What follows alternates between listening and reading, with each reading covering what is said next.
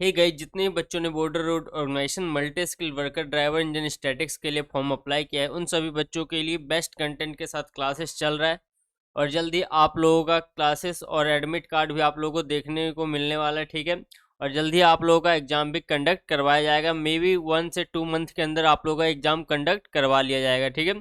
तो आप लोग भी अच्छे से तैयारी करते रहिए, जो भी पढ़ा रहा हूँ उसको साथ साथ नोट्स बनाते रहिए, क्योंकि ये जो भी मैं थ्योरी टाइप का क्वेश्चन आंसर करवा रहा हूँ ये बहुत ही इंपॉर्टेंट है आप लोगों का एमसीक्यू क्वेश्चन करने के लिए, क्योंकि इन्हीं में से एमसीक्यू क्वेश्चन निकल कर आता है। सो हे गाइस, स्वागत है आप सभी का एक बार फिर से मिशन ओनली सरकारी में। इस चैनल पर डेली शाम के 7 से 8 बजे के बीच बीआरओ एमएसडब्ल्यू डीएस के क्लासेस और नोट्स देखने को मिलता है। इसलिए अगर आप चैनल पर नए हो तो चैनल को सब्सक्राइब करके बेल आइकन दबा लो और टेलीग्राम ग्रुप भी जरूर ज्वाइन कर लो, जिससे कि आप लोगों को कोई नोटिफिकेशन या अपडेट सबसे पहले आप लोगों को मिलता रहे, ठीक है। क्योंकि अब जो भी अपडेट आएगा एडमिट कार्ड वगैरह के बारे में आप लोगों को जल्दी दिया जाएगा। इससे पहले हम 900 प्लस क्वेश्चन कर चुके हैं, इससे आगे की अब आज क्वेश्चन करेंगे। अगर आपने पहले क्लासेस नहीं देखा है तो आप लोगों के लिए देखना बहुत ही इंपॉर्टेंट है। अगर आप चैनल पे नए हो तो देखना बहुत ही इंपॉर्टेंट है, क्योंकि जो भी एमसीक्यू क्वेश्चन बनेगा इन्हीं में से बनेगा। और 100% कहता हूँ, अगर अच्छे से आपने पढ़ लिया तो आप लोगों का एमसीक्यू क्वेश्चन नहीं छूटना है,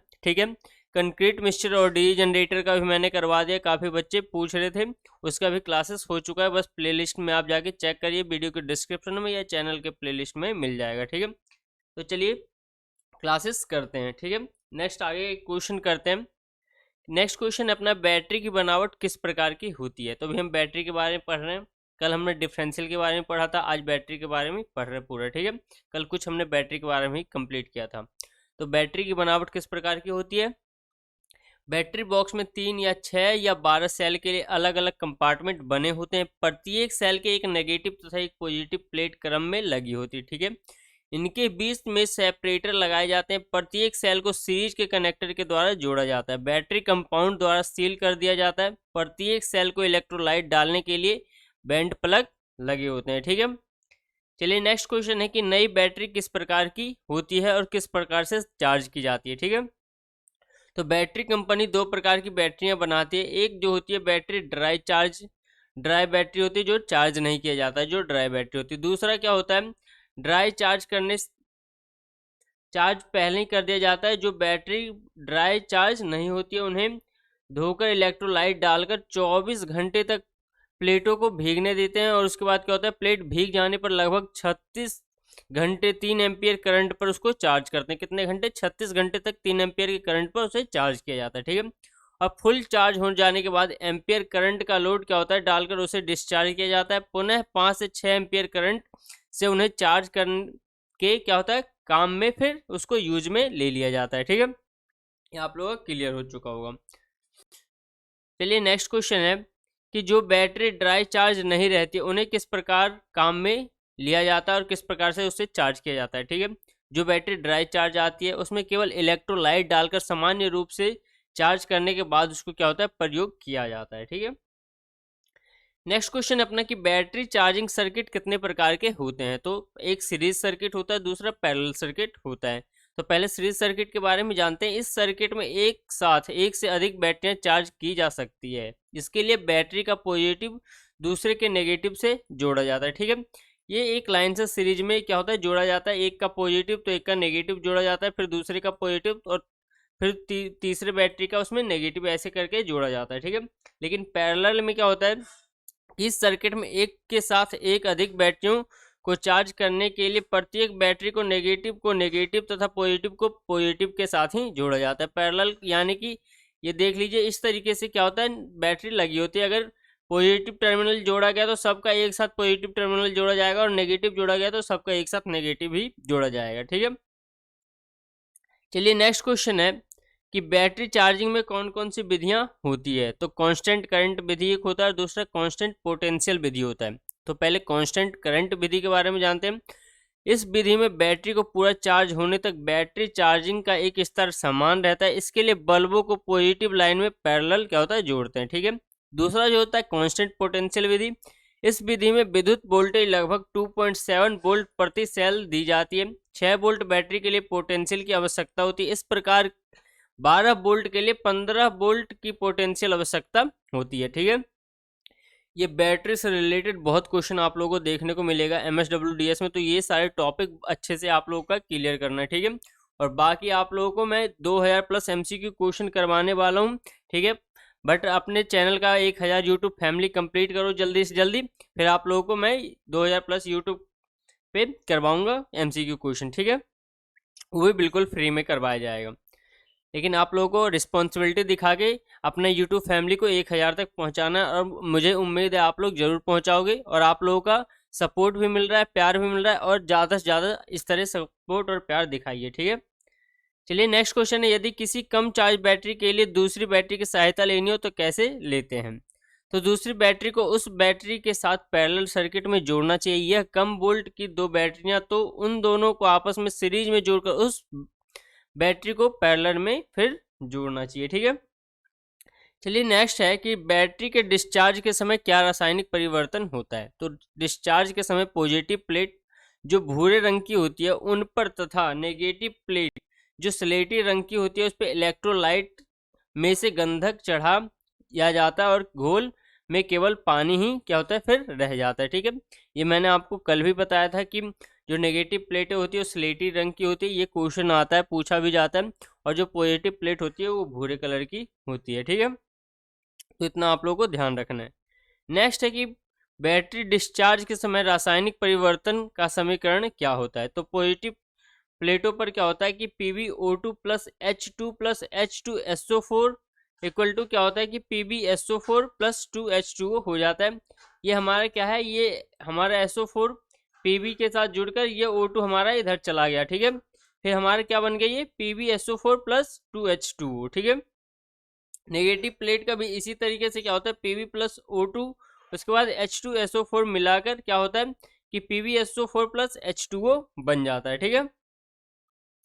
नेक्स्ट क्वेश्चन है कि बैटरी चार्ज होते समय उसका क्या रासायनिक परिवर्तन होता है। तो जब बैटरी पुनः चार्ज की जाती है तो प्लेटों पर जमा गंधक घुलकर क्या होता है, बैटरी के घोल में मिलकर H2SO4 के रूप में बदलता है, और बैटरी की प्लेटें पुनः PbO2 तथा Pb हो जाती है, ठीक है। ये आप लोगों का क्लियर हो चुका होगा। चलिए नेक्स्ट क्वेश्चन है कि बैटरी चार्ज के समय रासायनिक परिवर्तन का क्या समीकरण क्या है, ठीक है। तो PbSO4 plus O2 plus H2O plus PbO2 और H2SO4 होता है। और नेगेटिव प्लेट ये आप लोगों का शायद क्लियर कर दिया मैंने, ऊपर भी सेम ये क्वेश्चन दोनों आ गया है। तो चलिए नेक्स्ट क्वेश्चन करते हैं कि यदि किसी बैटरी की शक्ति को नापना हो, वह किस योग्य कार्य कर रहा है अथवा नहीं, तो उसके लिए कौन सी विधियां होती है। तो हाइड्रोमीटर विधि होता है, एक हाई रेट सेल डिस्चार्ज विधि होता है, वोल्ट मीटर विधि होता है, और कैडमियम टेस्ट विधि होता है, ठीक है। नेक्स्ट है कि हाइड्रोमीटर टेस्ट विधि क्या है। तो इस विधि में क्या होता है कि हाइड्रोमीटर का इसमें प्रयोग किया जाता है। इससे बैटरी घोल में डुबाकर इसे बल्ब में दबाकर पुनः ढीला करके जो कुछ पानी इसकी नली में भर जाता है, और नली में भरा फ्लोट उसमें क्या होता है तैरने लगता है। जो हमारा हाइड्रोमीटर होता है उसमें एक फ्लोट होता है, जैसे इलेक्ट्रोलाइट उसमें जाता है वो फ्लोट क्या होता है तैरने लग जाता है, और उस फ्लोट पर पानी की सतह को देखते हुए फ्लोट पर ग्रेजुएशन बने होते हैं, जिसपे 1.225 से 1.300 तक के निशान होते हैं, और पानी की सतह जिस निशान पर रहती है उस पर पढ़कर घोल की ग्रेविटी का पता किया जाता है, ठीक है। और विशिष्ट घनत्व में 1.250 से कम है तो क्या होता है, बैटरी को पुनः चार्ज करना चाहिए। मैंने कल की वीडियो में बताया कि अगर बैटरी फुल चार्ज होगी तो 1.250 से 1.280 के बीच में अगर है वो हमारा फ्लोट, तो मतलब कि बैटरी फुल चार्ज है। अगर 1.250 से अगर नीचे है तो क्या है, हमारे बैटरी को पुनः चार्ज करने की आवश्यकता होती है, ठीक है। वो मतलब कि पुनः चार्ज आपका बैटरी नहीं है। चलिए नेक्स्ट क्वेश्चन है कि हाई रेट सेल डिस्चार्ज विधि क्या होती है। तो इस विधि में एक सेल टेस्टर का प्रयोग किया जाता है। इसमें दो टांगों के बीच एक वोल्ट मीटर लगा होता है, ठीक है। इसकी टांगों की नेगेटिव तथा पॉजिटिव टर्मिनलों पर लगा प्रत्येक सेल की वोल्टेज देखते हैं। यदि वोल्टेज 2 वोल्ट से कम होती है तो बैटरी पुनः चार्ज की जानी चाहिए। यह ध्यान रखना चाहिए कि टेस्ट एक बार में 10 से 15 सेकेंड में ही करें, अधिक समय तक टेस्ट करने से बैटरी खराब हो सकती है, ठीक है। ये ध्यान हमें रखना है। चलिए ये एक क्वेश्चन आप और ध्यान रखिए, अभी जो मैंने ग्रेविटी हाइड्रोमीटर के बारे में पढ़ा है तो ये भी पूछा जाता है कि बैटरी का ग्रेविटी किससे मापा जाता है, उसका कौन सा यंत्र है, तो ठीक है हाइड्रोमीटर के द्वारा नापा जाता है। और मैक्सिमम चार्ज बैटरी कितना होता है, 1.250 से 1.280 के बीच में होता है। चलिए नेक्स्ट क्वेश्चन है अपना कि वोल्ट मीटर टेस्ट किस प्रकार किया जाता है। तो इस विधि में वोल्ट मीटर का प्रयोग किया जाता है। प्रत्येक सेल का वोल्टेज 2.1 वोल्ट होना चाहिए, ठीक है। वैसे हमारे बैटरी का वोल्टेज पर सेल का टू होता है, मतलब दो वोल्ट होता है पर सेल का, लेकिन हमारे सेल का अगर एक्चुअल वोल्टेज देखा जाए तो 2.1 वोल्टेज होता है, ठीक है। नेक्स्ट क्वेश्चन है कि कैडमियम टेस्ट क्या है। यह विधि में कैडमियम रोड का प्रयोग लिया जाता है और एबोनाइट की छिद्र युक्त ट्यूब में बंद रहती है। इस रोड को इलेक्ट्रोलाइट में डुबोकर वोल्ट मीटर के नेगेटिव से जोड़ते हैं तथा पॉजिटिव टर्मिनल की बैटरी से जोड़ते हैं, ठीक है। इस समय रीडिंग 2.5 होनी चाहिए। कम होने की दशा में बैटरी को पुनः चार्ज करना चाहिए, ठीक है। ये इतना क्लियर हो गया होगा। नेक्स्ट है कि बैटरी में क्या खराबियां हो जाती है। तो स्वयं डिस्चार्ज हो जाता है, एक सुलभन हो जाता है, अंदर से शॉर्ट सर्किट हो जाता है, प्लेटों का खराब हो जाता है और बैटरी कंटेनर का क्रैक होना, बैटरी टर्मिनलों का जंग लगना और पानी में कमी होना, सेलों की स्पेसिफिक ग्रेविटी में परिवर्तन होना, ठीक है। चलिए नेक्स्ट क्वेश्चन है बैटरी स्वयं डिस्चार्ज हो जाती तो क्या करना चाहिए। प्राय बैटरी रखे रखे क्या होता है, डिस्चार्ज हो जाती है। यह 3% प्रतिदिन से अधिक हो तो बैटरी को खराब जानना चाहिए, अन्यथा उसका पानी निकालकर धोकर उसे रखें। जब प्रयोग करना हो तो उसे पुनः इलेक्ट्रोलाइट डालकर चार्ज करके फिर प्रयोग करना चाहिए, ठीक है। नेक्स्ट क्वेश्चन है कि बैटरी सुलभन से क्या समझते हैं। तो बैटरी के अधिक दिनों तक बिना उपयोग किए रखने से ही शीशे लेड का पेरोक्साइड और सीसा जो होता है पीवी सीसा को बोला जाता है उसके उसमें, ठीक है, तो अपना परिवर्तन गुण खो देते हैं। इसका मुख्य कारण बैटरी के प्लेटों का सल्फेट की सख्त परत क्या होती है, जम जाती है। इससे बैटरी पुनः चार्ज नहीं हो पाती है, ठीक है। चलिए नेक्स्ट क्वेश्चन है कि बैटरी के अंदर शॉर्ट सर्किट क्यों होता है। शॉर्ट सर्किट जो बैटरी के अंदर हो जाता है इसका क्या कारण है। तो इसका मुख्य कारण है कि सेपरेटर का खराब हो जाना। अगर सेपरेटर खराब हो गया तो शॉर्ट सर्किट होगा, ठीक है। कल सेपरेटर के बारे में हमने जाना, सेपरेटर इसका नाम से ही पता चल रहा है कि दो सेलों के बीच में इसको क्या करता है, लगाया जाता है ताकि दोनों आपस में शॉर्ट ना हो, ठीक है, चिपके ना। इसके अतिरिक्त प्लेटों की क्रियाशील पदार्थ से भी प्लेटें शॉर्ट सर्किट हो जाती है, ठीक है। चलिए नेक्स्ट क्वेश्चन है कि बैटरी की प्लेटें क्यों खराब हो जाती है। तो बैटरी की चार्जिंग के समय चार्जिंग रेट अधिक रखना या फिर अधिक ग्रेविटी इलेक्ट्रोलाइट का प्रयोग करना, इलेक्ट्रोलाइट के प्लेटों पर जम जाना, ठीक है, प्लेट का सतह कम इलेक्ट्रोलाइट डालना या फिर बैटरी में असावधानी से उठाना या रखना, ठीक है, ये भी बैटरी खराब होने का मेन कारण होता है। चलिए नेक्स्ट क्वेश्चन है कि बैटरी टर्मिनलों पर जंग क्यों लग जाती है। तो बैटरी टर्मिनलों पर ऑक्सीडेशन के कारण जंग लग जाती है, उसमें समय समय पर साफ करते रहना चाहिए, ठीक है। नेक्स्ट क्वेश्चन है कि बैटरी में पानी क्यों कम हो जाता है, उसके लिए क्या क्या करना चाहिए। तो बैटरी का पानी भाप बनकर क्या होता है, उड़ जाता है और पानी कम हो जाने पर उसे डिस्टिल वाटर उसमें फिर से डाल देना चाहिए, ठीक है। नॉर्मल पानी नहीं, ये डिस्टिल वाटर वो अलग से बैटरी के लिए आता है, उसी को डालना चाहिए। चलिए नेक्स्ट क्वेश्चन है कि बैटरी की देखभाल के लिए क्या क्या करना चाहिए। तो बैटरी की देखभाल के लिए मुख्य बात है, इसको ध्यान से पढ़िए, ठीक है। आप लोगों को मैं समझा रहा हूँ साथ में कि बैटरी को बाहर से साफ रखें, गंदगी होने पर उसमें क्या होता है गर्म पानी से उसको धो दें, ठीक है। समय समय पर बैटरी को पानी की पूर्ति करते रहना चाहिए। बैटरी टर्मिनल पर एसिड प्रूफ ग्रीस लगाना चाहिए, ठीक है। ये देखभाल करने की ये सारे वो हैं, ठीक है, पॉइंट हैं। वेंट प्लग पर छिद्र साफ रखें और बैटरी के क्लम्प टाइट रखने चाहिए। बैटरी की ग्रेविटी कम होने पर उसे चार्ज कर लें, ठीक है। नेक्स्ट है कि अर्थ टर्मिनल को सही टाइट रखें और टर्मिनल पर बैटरी वायर टाइट रखें। कम रेट पर ही यथासंभव बैटरी को चार्ज करें और बैटरी को खोलते समय नेगेटिव को पहले खोलें, ठीक है। और अगर लगाना हो तो पहले क्या करना है कि पॉजिटिव को लगाना है फिर नेगेटिव को लगाना है, लेकिन खोलते टाइम पहले नेगेटिव को खोलना है, ठीक है। बैटरी को पर क्या होता है सादा पानी ना डालें। बैटरी के ऊपर लगे टर्मिनलों पर नए औजार को ना रखें, उससे क्या हो सकता है शॉर्ट सर्किट होने का डर रहता है, ठीक है। चलिए बैटरी का अपना पोर्शन कंप्लीट हो चुका है। अब ये नेक्स्ट टॉपिक अपना स्टार्ट हुआ पेट्रोल इंजन की इग्निशन प्रणाली, ठीक है। इग्निशन प्रणाली से भी बहुत क्वेश्चन आप लोगों को देखने को मिलता है, तो इसको ध्यान से पढ़ना है, ठीक है। चलिए देखते हैं क्वेश्चन की 92.4 का क्वेश्चन है कि पेट्रोल इंजन में ईंधन जलाने की व्यवस्था किस प्रकार की जाती है। तो पेट्रोल इंजन में हवा व पेट्रोल के दबे मिश्रण को स्पार्क प्लग से हाई टेंशन करंट की चिंगारी देकर उसको जलाया जाता है, ठीक है। ईंधन जलाने को की प्रणाली किस नाम से जाना जाता है। तो ईंधन जलाने की प्रणाली जो होता है पेट्रोल इंजन में इग्निशन प्रणाली के नाम से जाना जाता है, ठीक है। लेकिन अगर डीजल इंजन की बात हो रही होगी तो वहां पे कंप्रेशन प्रणाली होती है, कंप्रेशन करके कंप्रेस करके ईंधन को जलाया जाता है। लेकिन पेट्रोल इंजन में इग्निशन के द्वारा जलाया जाता है चार्ज को, ठीक है। नेक्स्ट क्वेश्चन है इग्निशन प्रणाली में स्पार्क प्लगों पर कितने वोल्ट का करंट पहुंचता है। तो स्पार्क प्लगों पर लगभग 20,000 वोल्ट का करंट पहुंचता है, परंतु यह वोल्टेज इग्निशन कॉइल के प्राइमरी वाइंडिंग के तारों की लपेटों पर भी निर्भर करता है, ठीक है। चलिए नेक्स्ट क्वेश्चन है कि इग्निशन प्रणाली कितने प्रकार के होते हैं। तो मैग्नेटो इग्निशन प्रणाली और दूसरा बैटरी इग्निशन प्रणाली होती है। तो अब मैग्नेटो इग्निशन प्रणाली की बात हुई तो इसके बारे में भी जान लेते हैं कि मैग्नेटो इग्निशन प्रणाली किस प्रकार की होती है। तो इस प्रणाली में बिना बैटरी के उच्च वोल्ट का करंट स्पार्क प्लग के पहुंचाने के लिए उत्पन्न किया जाता है। इसका प्रयोग स्टेशनरी पेट्रोल इंजन व टू व्हीलर्स में होता है, ठीक है। नेक्स्ट है कि सिंगल सिलेंडर इंजन में मैग्नेटो इग्निशन प्रणाली कैसी होती है। तो इस प्रणाली में मैग्नेट कॉइल, सीवी पॉइंट तथा कंडेंसर मुख्य भाग होते हैं। जब मैग्नेट घूमते हैं तो सीवी पॉइंट क्या होता है, खुलते हुए जुड़ते हैं। इस कारण प्राइमरी व सेकेंडरी बाइंडिंग का सर्किट टूटता हुआ जुड़ता है, ठीक है, जिससे स्पार्क प्लग एचटी कॉइल की सहायता से उच्च वोल्ट का करंट पहुंचता है। सीवी पॉइंट खोलने के लिए शट ऑफ केम लो भी बनी रहती है, ठीक है। ये क्लियर हो चुका होगा।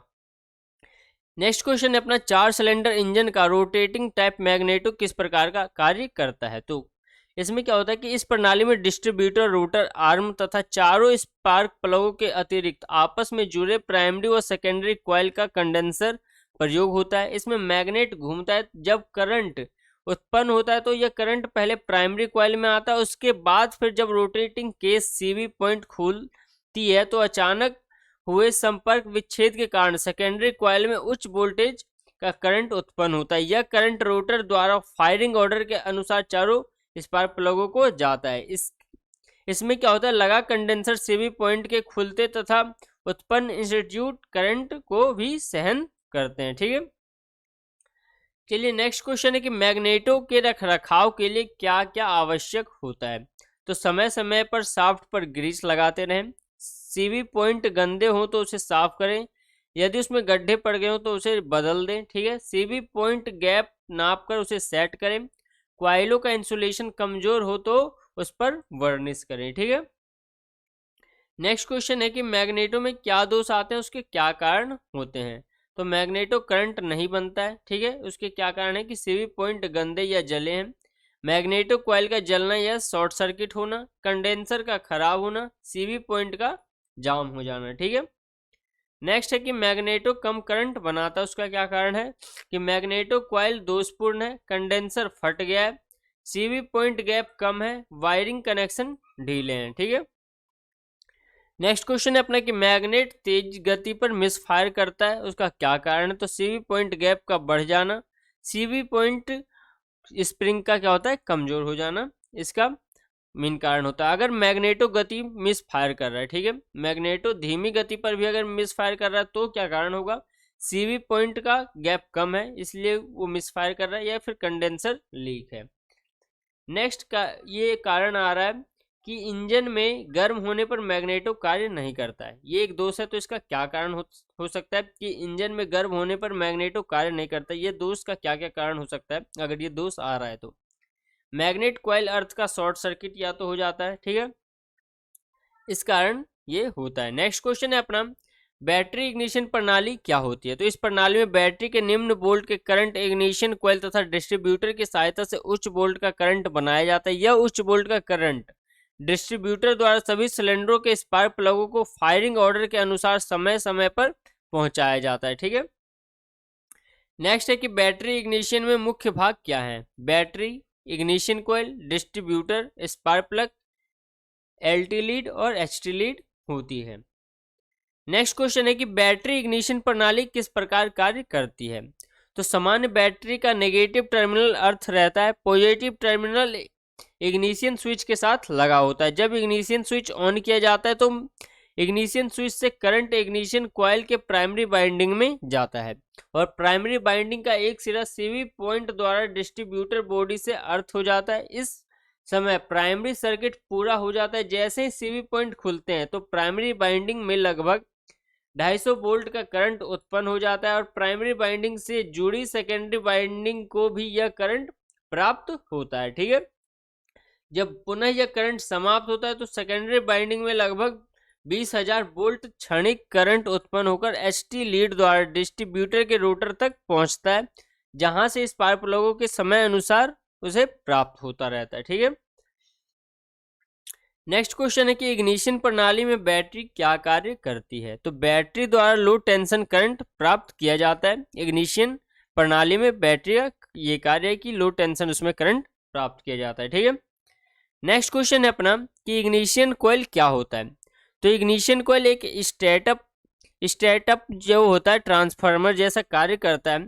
इसके द्वारा बैटरी के लो टेंशन करंट को डिस्ट्रीब्यूटर सीवी पॉइंट की सहायता से हाई टेंशन करंट में क्या होता है, इसको परिवर्तित किया जाता है। ठीक है, नेक्स्ट क्वेश्चन है अपना कि इग्निशन कॉइल की बनावट किस प्रकार की होती है।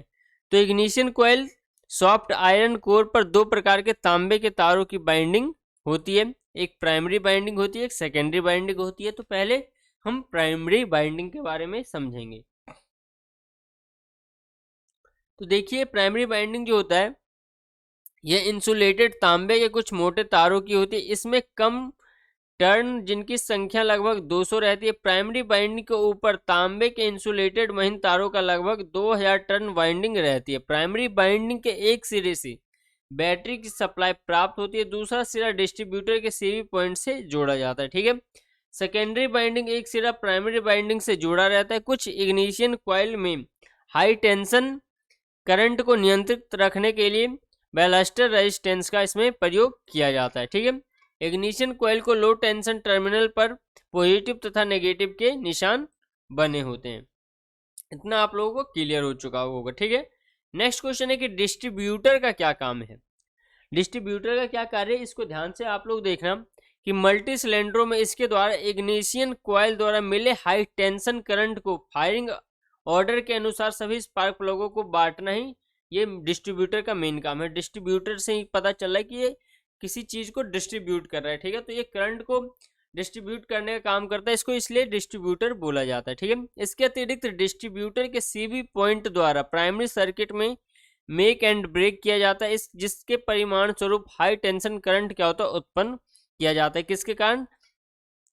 मेक एंड ब्रेक जब किया जाता है इसके कारण हाई टेंशन करंट उत्पन्न होता है और डिस्ट्रीब्यूटर पर ही एडवांस रिटायर मैकेनिज्म लगा होता है जो कि इंजन की चाल के अनुसार इग्निशन टाइमिंग को नियंत्रित रखता है। ठीक है, चलिए नेक्स्ट क्वेश्चन है कि डिस्ट्रीब्यूटर में कौन कौन से मुख्य भाग होते हैं। तो डिस्ट्रीब्यूटर में मुख्य भाग होते हैं, एक डिस्ट्रीब्यूटर बॉडी होता है, फिर उसमें डिस्ट्रीब्यूटर शाफ्ट भी होता है, डिस्ट्रीब्यूटर कैप होता है, सीवी पॉइंट होता है, कंडेंसर होता है, बेस प्लेट होता है, सेंट्रीफ्यूगल वेट होता है और रोटर आदि ये सब होते हैं। ठीक है, ये इसके सारे मेन पार्ट्स होते हैं डिस्ट्रीब्यूटर के। नेक्स्ट क्वेश्चन है अपना कि डिस्ट्रीब्यूटर शाफ्ट का क्या कार्य होता है। तो ये डिस्ट्रीब्यूटर का प्रमुख भाग इसके साथ लगे गियर द्वारा कैम शाफ्ट के गियर द्वारा घूमती है। इसके द्वारा एडवांस मैकेनिज्म क्रियाशील होता है। इस पर लगी कैम सीवी पॉइंट द्वारा खुलते हैं। ठीक है, नेक्स्ट क्वेश्चन है डिस्ट्रीब्यूटर कैप किस प्रकार की होती है। तो यह फाइबर या बेकेलाइट की बनी होती है। इसके ऊपर और एचटी लीड लगाने की व्यवस्था रहती है जिनका संबंध फायरिंग ऑर्डर के अनुसार स्पार्क प्लगों में रहता है। इसके अंदर रोटर से करंट प्राप्त करने के लिए साइड सेगमेंट बने होते हैं। कैम के ऊपर ठीक बीच में इग्निशन कॉइल में एचटी लीड लगाने का स्थान बना रहता है। यह कैप डिस्ट्रीब्यूटर बॉडी के साथ क्लिप द्वारा क्या होता है, कसी जाती है। ठीक है, नेक्स्ट क्वेश्चन है सीवी पॉइंट का क्या कार्य होता है। तो सीवी पॉइंट द्वारा प्राइमरी सर्किट में मेक एंड ब्रेक किया जाता है। ठीक है, ये आप लोगों को ऊपर भी आपने पढ़ा कि प्राइमरी सर्किट में मेक एंड ब्रेक जब किया जाता है तो हाई टेंशन करंट इससे उत्पन्न होता है। नेक्स्ट क्वेश्चन है कि कंडेंसर का क्या कार्य होता है। तो यह डिस्ट्रीब्यूटर की बेस प्लेट पर लगी रहती है और पॉइंट के समीप लगा होता है। इसका मुख्य कार्य सीवी पॉइंट को जलने से बचाना है। इसके अतिरिक्त आई अधिक करंट को अपने अंदर समा लेता है तथा कम करंट के साथ उसकी पूर्ति को भी पूरा करता है। ठीक है, ये क्वेश्चन भी क्लियर हो गया। दोस्तों जो भी ये क्वेश्चन करवा रहा हूँ ये सारे क्वेश्चन बहुत ही इंपॉर्टेंट है, साथ में बेशक आप नोट्स बनाते हुए चलो जिससे आप लोगों को ज़्यादा टाइम वेस्ट ना हो। ठीक है, अगर आप दोबारा वीडियो नहीं देखना चाहते हो आप साथ में नोट्स बनाते हुए चलो ताकि आप लोगों को दिक्कत ना हो। ठीक है, आगे जो भी आप क्वेश्चन करने वाले हो सारे इन्हीं में से क्वेश्चन करोगे। 2000 प्लस क्वेश्चन आप लोगों को बिल्कुल फ्री करवाऊंगा, तो जल्द से जल्द अपने यूट्यूब फैमिली को 1000 प्लस करवाओ और मुझे उम्मीद है आप लोग जरूर पूरा करोगे, क्योंकि जल्दी एडमिट कार्ड आ रहा है। तो इससे पहले कि अपना कंप्लीट अपने यूट्यूब फैमिली हो जाएगा तो हम जल्द ही फिर यूट्यूब पे अपना एमसीक्यू क्वेश्चन स्टार्ट कर देंगे। ठीक है, चलिए नेक्स्ट क्वेश्चन है सीवी पॉइंट गैप क्यों और कितना रखा जाता है। तो सीवी पॉइंट गैप के द्वारा प्राइमरी सर्किट में ब्रेक किया जाता है जिससे सेकेंडरी सर्किट में हाई टेंशन करंट बनाने में सहायता मिलती है। इसका गैप फिलर गेज के द्वारा नापा जाता है। गैप प्रायः 0.36 mm से 0.5 mm तक क्या होता है रखा जाता है। ठीक है, चलिए नेक्स्ट क्वेश्चन है कि सीवी पॉइंट की देखभाल के क्या क्या करना चाहिए। तो पॉइंटों को साफ करते रहें। ठीक है, दोनों पॉइंट आमने सामने रहे, सीवी पॉइंट का एक भाग इंसुलेटेड रखें। ठीक है, नेक्स्ट क्वेश्चन अपना है कि सीवी पॉइंट के क्या दोष आते हैं। तो पॉइंटर में क्या होता है गड्ढे पड़ जाते हैं, फाइबर का आर्म घिस जाता है और गैप का कम या अधिक होना होता है जो सीवी पॉइंट में दोष अगर कोई कारण आता है। चलिए नेक्स्ट क्वेश्चन है कि सीवी पॉइंट गैप में कम या अधिक होने का क्या प्रभाव पड़ता है। अगर सीवी पॉइंट में गैप कम हो जा रहा है या ज़्यादा हो जा रहा है तो इसका क्या इफेक्ट पड़ेगा, चलो उसको देखते हैं। ठीक है, गैप कम होने की दशा में पॉइंटर शीघ्र जल जाते हैं और मिसिंग होती है। यदि गैप अधिक होगा तो स्पार्क प्लग उत्पन्न नहीं होगा और बहुत कम समय में के लिए होगा उत्पन्न। ठीक है, अगर पहले तो स्पार्क प्लग उत्पन्न नहीं होगा, अगर होगा भी तो बहुत कम समय के लिए इसमें स्पार्क उत्पन्न होता है। ठीक है, चलिए नेक्स्ट क्वेश्चन है इग्निशन टाइमिंग किस प्रकार सेट की जाती है। तो टाइमिंग सेट करने के लिए एक नंबर पिस्टन को टीडीसी पर कंप्रेशन स्ट्रोक में लाते हैं और जब इसी समय क्या होता है कि डिस्ट्रीब्यूटर में कुछ एडवांस करके सीवी पॉइंट के रेडी टू ऑफिस द्वारा क्या होता है दशा में डिस्ट्रीब्यूटर को टाइट कर देते हैं। जब यहाँ पे हमारा टीडीसी पे ला दिया तो उसको क्या करते हैं इग्निशन को स्पार्क कराने के लिए फिर वहाँ पे सेट कर दिया जाता है ताकि वहाँ पे स्पार्किंग हो सके जब पिस्टन हमारा टीडीसी पे पहुँच जाए। ठीक है, चलिए नेक्स्ट एंड लास्ट क्वेश्चन है कि कंडेंसर में क्या होता है। तो कंडेंसर में सिगरेट की पतरी की तरह एक पत्ती होती है जिसमें क्या होता है तरह में लिपटी होती है। इसमें इंसुलेशन के रूप में वैक्स पेपर का प्रयोग किया जाता है। एक पत्ती कवर में फिट रहती है और एक इसका संबंध क्या होता है कवर से दूसरे का संबंध कंडेंसर के पिगटेल से किया जाता है। ठीक है, ये आज हमने फिर 50 क्वेश्चन अपना कंप्लीट कर लिया दोस्तों। बाकी आगे का फिर नेक्स्ट क्लासेस में क्वेश्चन कंप्लीट करेंगे और जल्दी आप लोगों को ITI एंड डिप्लोमा से रिलेटेड रिक्वायरमेंट वीडियो भी आप लोगों को देखने को मिलेगा। और आप लोगों के लिए जीके का पोर्शन भी तैयार कर रहा हूँ जो क्वेश्चन BRO में आते हैं, नर्सिंग में हो जाए या फिर SKT या फिर MSW या व्हीकल मैकेनिक में, जो भी जीके के पोर्शन जिस जिस टॉपिक से आ रहा है वो सारे टॉपिक मैं आप लोगों के लिए तैयार कर रहा हूँ। वो भी जल्द ही आप लोगों का एडमिट कार्ड आने के बाद देखने को मिलेगा। ठीक है, आप लोगों को पूरी कंप्लीट तैयारी करवाने वाला हूँ, अपने तरफ से 100% देने की कोशिश कर रहा हूँ। आप भी 100% दीजिए, वीडियो को लाइक करके शेयर कीजिए ज़्यादा से ज़्यादा बच्चों तक ताकि और सभी तक भी ये सारा इन्फॉर्मेशन पहुंच सके। धन्यवाद, मिलेंगे नेक्स्ट वीडियो में।